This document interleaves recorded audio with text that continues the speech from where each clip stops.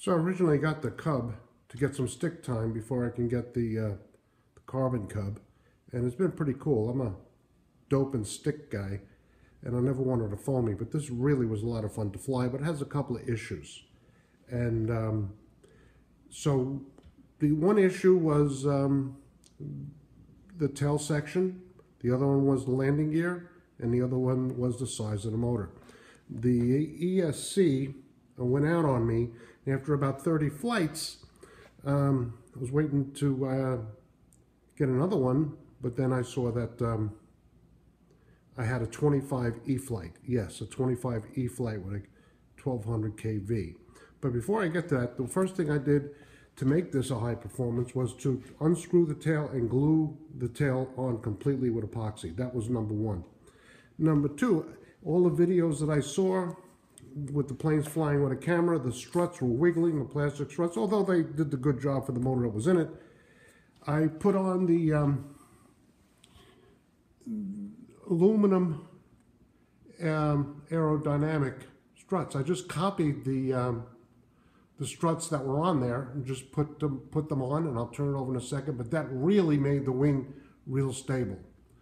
What I also did was put a little bungee in the front for the landing gear, and also used a wire hanger, as you can see here, I don't know if you can see it, to stop it from going back, and I'll show that when I do it. And I also, and it fit exactly perfectly, a E-flite 25 in there, and it screams, let me tell you. So let me turn this thing over. As you can see, I put the 25 in, and the difference in the weight of the motor that was in there, I put a couple of ounces of weight, just sticking weights in the back. As you can see, I just stuck my finger and put them in, and it worked out beautiful. One thing you do need is the flaps to land this plane, and I'll go over that in a second. But as you can see, I soldered some electrical eyelets there, crimped them, and then soldered them. And it was a wire hanger that had a really great turns, almost perfect, and was able also to help keep the door closed for the battery box, which I've had issues with. And then I just soldered them to each side and put a bungee in there. I had a rubber band, but the bungee seemed to work pretty good. I'm going to find something else so it looks a little neater. And you can see how I put in the wing struts. This is very cool. Very stable, fluid, and we'll get to that in a second. One problem I had before flying it was I had to use a reverse prop. It's the only one I had, and I wanted to fly it. So when I was taking off, I was giving it left to compensate for the torque. I really should have been getting, so it drifted off right. You'll see that. And, you know, on the landing, you know, I'll show you the real deal is I did put it in the lake. And this is a view after the plane afterwards, so it's fine, it works great. And I plopped it in only because with this engine in it, you need to have the flaps to land it. And I wasn't used to have flaps on it. And when I did land it, I put it in the lake, but it's fine. But I'm going to show you that also. But this is a Screamer. You can go vertical with it.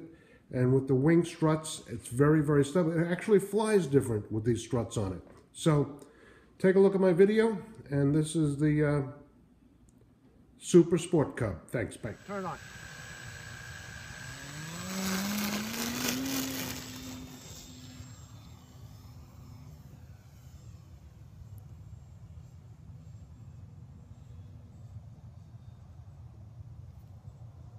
Let's move up here.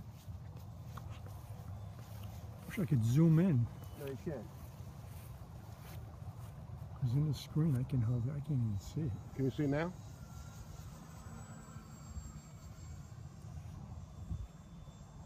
Okay, you can turn it off.